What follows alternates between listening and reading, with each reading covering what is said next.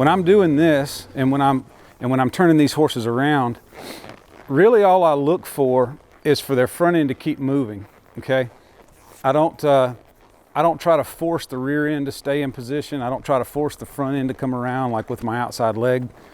And I don't expect anything.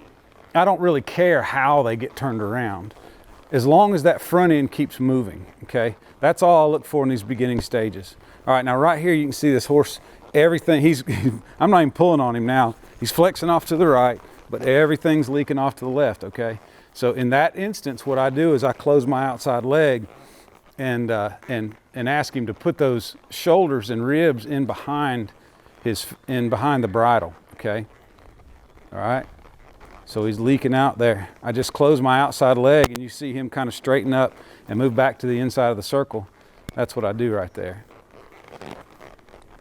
So when it comes getting back there, he's leaking out again. You see that right there? I'm just going to close this outside leg, okay, and push that there, and push those shoulders back in behind the bridle, and encourage that front end to continue to move.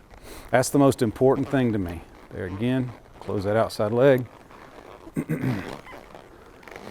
That front end has to keep moving no matter what. There are very few instances where I ask the front end to stop moving. That's why I don't yield a horse's hindquarters over and over again. I only use that hindquarter yield in a very specific circumstance. You saw me do it a few minutes ago when I was going to step up on this horse. And other than that, I really don't do it on their back at all. Now, I will get control of their hindquarters. I do want control because that's how I, work on lead departures and all my lead departures and all my side passing and gate opening and all that sort of thing, and roping. You got to be able to control that rear end while you're roping. But I just don't yield it and ask them to stop their front end, okay? Because I don't want to do something that's contradictory to what I'm going to be asking them to do later on. And all I'm ever going to ask them to do, for the most part, is move that front end, all right? All the time, move that front end.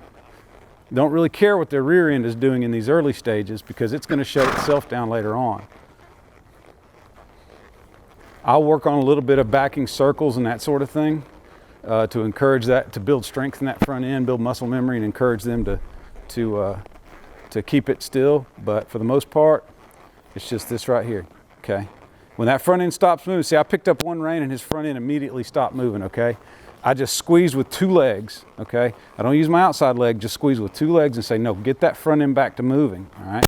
And I'm gonna pick up here again, and I'm gonna squeeze. I want those front feet to continue to move, all right? There, that's not too bad. Continue to move that front end. Continue, there. Woo, that's pretty good right there, buddy. Really good.